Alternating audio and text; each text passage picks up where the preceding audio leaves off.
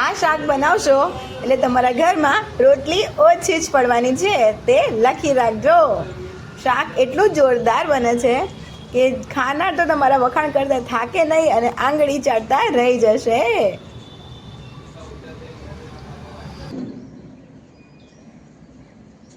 કેમ છો મિત્રો? સ્વાગત છે આપ સૌનું. તો વટાણાની સિઝન આવે એટલે અલગ અલગ પ્રકારના શાક વટાણા સાથે મેચ કરીને બધા બનાવતા હોય છે. તો આજે હું તમારી સાથે વટાણાની એવી રેસીપી આપીશ જેને તમે 2 રોટલી ખાતા હશો ને તો 6 રોટલી ખાશો તેની ગેરંટી છે. જબરદસ્ત ટેસ્ટફુલ શાક આ બનશે. બધું જ આપણે જે ઘરના મસાલા હોય છે એવી રીતે જ, પણ રીત થોડી અલગ રહેશે, તો સ્વાદ થોડો યુનિક આવશે, ધાબા સ્ટાઇલ આવશે. તો ચાલો હું તમને બતાવી દઉં. વટાણા અને ટામેટા લઈ લીધા છે. તો જુઓ મિત્રો, મસ્ત ટામેટા એકદમ ફ્રેશ મળ્યા હતા, એટલે ટામેટા સામટા લઈ આવવામાં આવ્યા છે. અને વટાણા તો જુઓ એકદમ કૂણા કૂણા મળે છે, અત્યારે એકદમ ફ્રેશ વટાણા મળે. એટલે વટાણા અને ડુંગળી લીધી છે, ફ્રેશ એકદમ સરસ મરચાં લીધા છે. તો ચાલો હવે આપણે ફટાફટ રેસીપી બનાવવાનું સ્ટાર્ટ કરીશું. તો જુઓ મિત્રો, મેં અહીં વટાણા સરસ સમારી લીધા છે. જુઓ વટાણા એકદમ કૂણા કૂણા છે.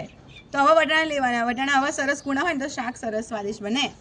પછી અહીં મેં લસણની 5-7 કળીને આવી રીતે સમારી લીધી છે, થોડા મોટા મોટા કટકામાં. અને ડુંગળી આપણે આવી મોટી સમારવાની છે, આવા મોટા ભાગમાં સમારવાની છે.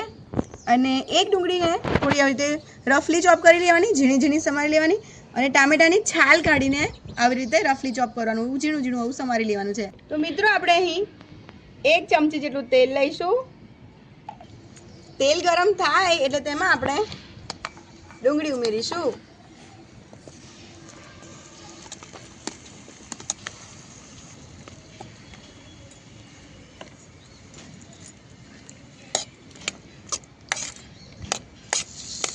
તો મિત્રો આ ડુંગળીને આપણે માત્ર 2.5 મિનિટ સુધી, એટલે કે 2.5 થી 3 મિનિટ સુધી ફાસ્ટ ફ્લેમ પર આવી રીતે ફેરવતા જઈને શેકી લેવાની છે, એટલે કે સાતળી લેવાની છે. તે જો આવી રીતે ડુંગળીનો કલર છે ને, કલર ચેન્જ થઈ જાય. અને જો આ બધા જ ભાગ છે ને ડુંગળીના તે અલગ થઈ જાય. જુઓ એની જાતે અલગ થઈ રહ્યા છે ને, નાખ્યા ત્યારે નહોતા. તો આવું થવા માંડે ને એટલે પછી આપણે ડુંગળી કાઢી લેવાની છે. તો હવે આપણે ડુંગળીને કાઢી લઈશું.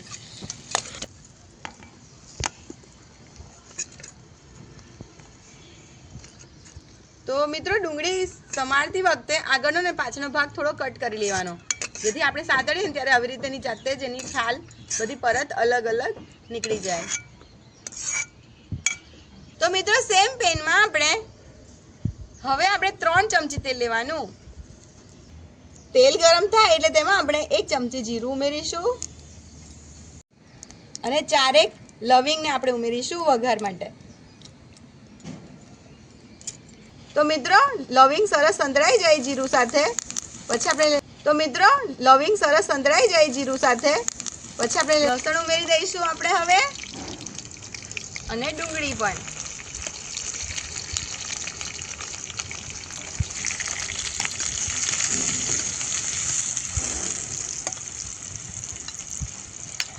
તો ડુંગળીને માત્ર 1 મિનિટ માટે સાતળવાની છે મિત્રો. જુઓ ખાલી કલર ચેન્જ થાય ત્યાં સુધી. પછી આપણે વટાણા ઉમેરી દેવાના છે.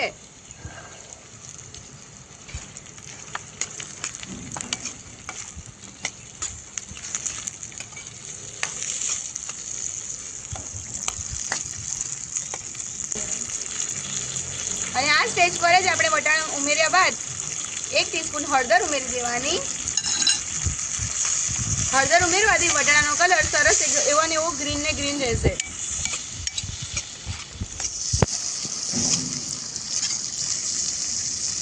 એક ટીસ્પૂન જેટલું મીઠું ઉમેરી દઈશું. મિક્સ કરી લઈશું.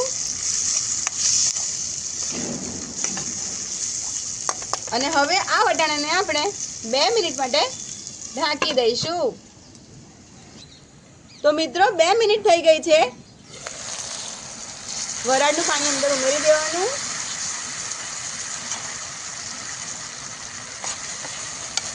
જુઓ વટાણાનો કલર ચેન્જ થઈ ગયો અને વટાણા અડધા ચડી પણ ગયા. જુઓ મેશી થઈ ગયા. 60 થી 70% તો ચડી જાય એવી રીતે તેલમાં જ. હવે આપણે 1 ચમચી આદુ ઉમેરવાનું છે. તો આદુનો સ્વાદ વધારે પડતો સરસ લાગે આ શાકમાં, એટલે આપણે આદુને વધારે ઉમેરવાનું, મિક્સ કરી લેવાનું.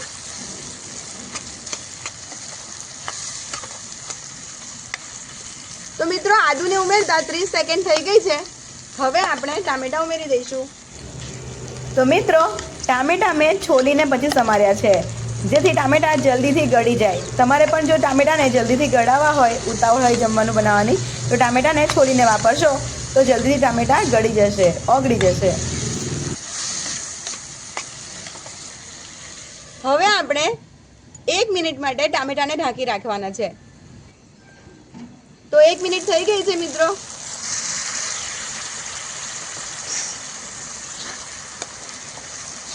જો ટામેટા એકદમ સરસ ગળવા આવ્યા છે. હવે આપણે મસાલા કરી લઈશું. 1 ચમચી મરચું પાવડર, 1 ચમચી ગરમ મસાલો, હળદર આપણે ઉમેરી છે પણ આપણે ખાલી 1 ટીસ્પૂનથી થોડી ઓછી હળદર ઉમેરી દેવાની.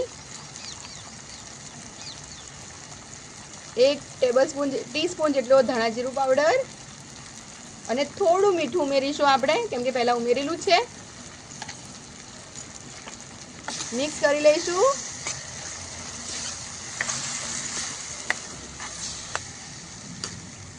તો જુઓ મિત્રો, આવી રીતે મિક્સ કરતા કરતા મસાલા સરસ સંતળાઈ ગયા છે અને ટામેટા એકદમ મેશી થઈ ગયા છે, ઓગળી ગયા છે, જોઈ શકાય છે.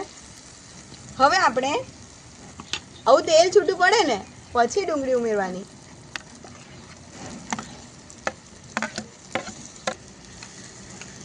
તો મિત્રો આવી રીતે આપણે ડુંગળીને અંદર સારી રીતે મિક્સ કરી લેવાની શાક સાથે. અને જોતા જ ખબર પડે છે ને ધાબા સ્ટાઇલ છે, એકદમ જેવું ધાબા પર મળે ને એવું દેખાય છે કે નહીં. તો હજી બન્યું નથી હા આપણું શાક, કેમ કે ડુંગળીને આપણે વધારે ચડવી નહોતી, કૂક નહોતી કરીને. તો 2 મરચાંને આવી રીતે સ્પ્લિટ કરી લેવાના, એટલે કે ચીરા કરી લેવાના અને ઉમેરી દેવાના.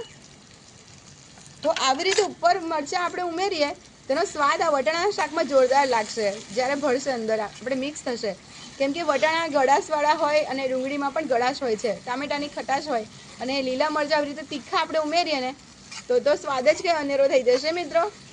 તો હવે આપણે આ બધું સારું મિક્સ કરી લીધું છે ને, તો આ આપણે ડુંગળીને ઢાંકીને ચડવી દેવાની છે.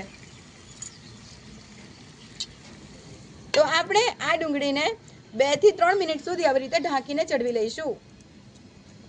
તો મિત્રો હવે આપણે ખોલી લઈશું. વચમાં મેં એકવાર ખોલીને ફેરવી લીધું છે. હા, તો શાક તમારે પણ ફેરવી લેવાનું. તો જોઈ શકાય છે તેલ કેવું સરસ એકદમ મસ્ત છૂટું પડી ગયું છે ને.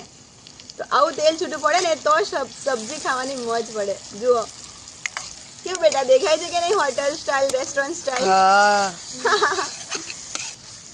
જોઈ શકાય છે એકદમ રેસ્ટોરન્ટ સ્ટાઇલ બન્યું છે કે નહીં? મસ્ત મજાનું. હા. અરે બેટા તમને નહીં કહેતી, હું આપણા સબસ્ક્રાઇબર મિત્રોને કહું છું. તો એમની બાજુથી હા.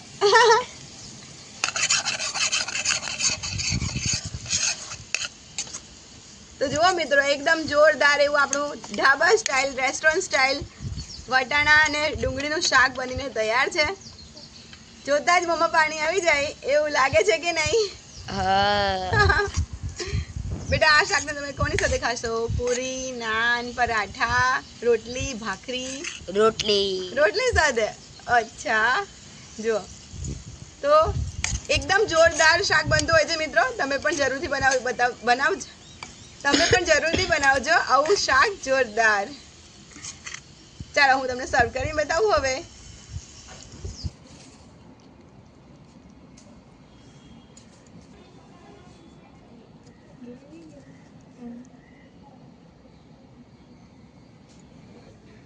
તો મિત્રો કોમેન્ટમાં જરૂરથી જણાવજો તમને મારી આ વટાણાના શાકની રેસીપી કેવી લાગી તે. બની છે ને જોરદાર, એકદમ ટેસ્ટફુલ, ચટાકેદાર. જોવામાં છે તો ખાવામાં કેવું ચટાકેદાર હશે, કોમેન્ટમાં જરૂરથી કહેજો. તો મિત્રો ફરીથી મળીશું એક મસ્ત મજાની આવી ટેસ્ટફુલ રેસીપી સાથે. ત્યાં સુધી તમારું ધ્યાન રાખજો. વિડીયો પસંદ આવ્યો હોય તો ચેનલને લાઈક કરી દેજો, કોમેન્ટ કરી દેજો, સબસ્ક્રાઈબ કરી દેજો. Love you all.